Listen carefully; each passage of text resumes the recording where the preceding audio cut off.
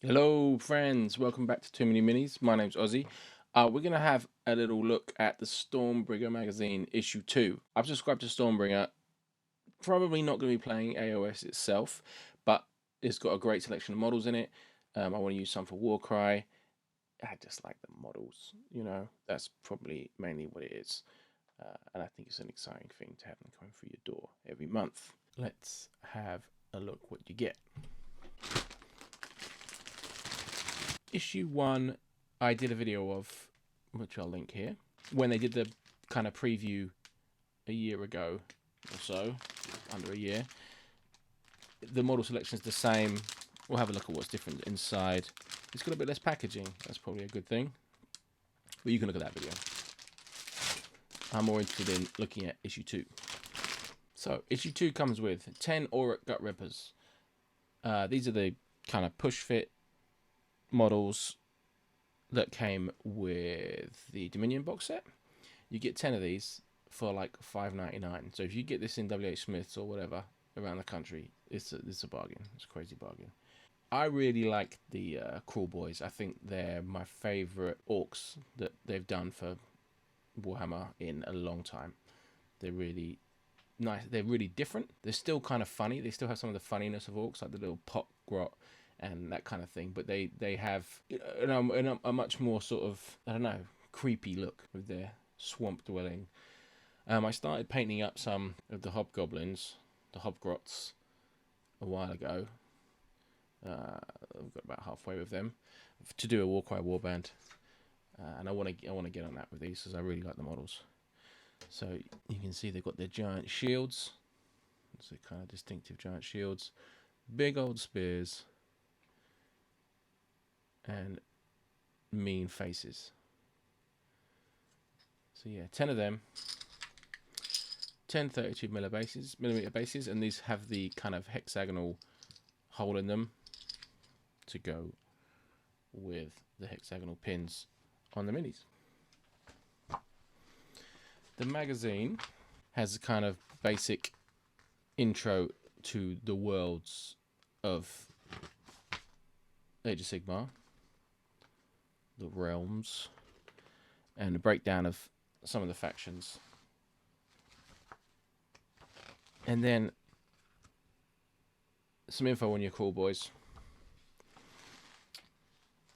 Unit traits. Give them some names. Here's some names. They could be called Uzlak, Olgoz. You can roll off for names. You can name your unit, give them these kind of traits, and it's like a way of trying to get you kind of attached to your models and build up a bit of a background for them. It's got a how to build. It's like you see, it's pretty simple stuff. Push fit. I mean, use some glue. Take the pins off and use some glue, but you can just push fit them, and you're going to have a nice squad of 10. And then it's expanding on the rules, which I guess you get the first of in issue 1. And it's going to talk you through the game. And yeah, I haven't played AOS. I've never played AOS. I haven't really ever played. I didn't play Warhammer Fantasy Battles. I had some models for it, but I never really played it. I've been playing Warcry. I like that, but I might give this a shot. I've got quite a lot of the Nighthawk models. I'm quite a fan of them, so you never know. Could totally happen that I get an army together, but that's not the plan for me. And it's just a nice simple guide. And then here it's got a picture of the whole collection, and now that has changed since the preview they did last year. They've changed it around slightly. They've changed this Underworld's terrain kit. There were 2 of them in there before. They've taken one of them out. As you get further into it, there's going to be some of these Dragon Riders, Chariot, big Sylvaneth thing. It's the bigger Crawl Boys units and a big giant. So there's some big stuff to come, but I'm most excited about the kind of Underworld's warbands that are in here. You can see there's like it's Thundrix Profiteers. I think the Sylvaneth one. Was that a Sylvaneth one? Not sure. You get the 2 ones out of the Harrowdeep box, which was the Stormcast versus the Crawl Boys ones. So they'll be in here. You've got some of the Goblin ones. You've got some nice Night Goblins down here. It's as ranges go for a magazine, this has got pretty much all stuff I like. I'm not super into Sylvaneth, and I think they have one little chunk of normal orcs, big armored orcs. I'm not too bothered about them. Here they are up here. But it's just good stuff. Issue 3 is going to have 5 of the Stormcast Vindictors. And issue 4 is a paint issue, but it comes with 4 paints. So it's not, it's not so bad value. But they do these paint ones, which are not so hot. And I think if you subscribe now, you get like a special, some very special gifts with the second issue and stuff. We'll just have a quick flip through issue 1. You get some crappy dice. You get a 25mm base and 2 40mm bases. You get the lovely Cool Boys leader and the sort of wizardy woman for the Stormcast, and you get the little stab grot free poster inside. Oh yeah, and you get a bigger version of the what's to come, and you get a nice big poster. This is the same that was in the test version. You get a board to play on, cheap card, but it's fairly big. And then it's got this breakdown of what's in the Forces of Destruction and the Forces of Order. So theoretically, you're kind of putting together two armies, two allied armies through the course of the magazine. I think there's 80 issues projected for it. Warhammer has a great breakdown of it all. You can go check that out. I'll put a link below. Knight Arcanum is her name.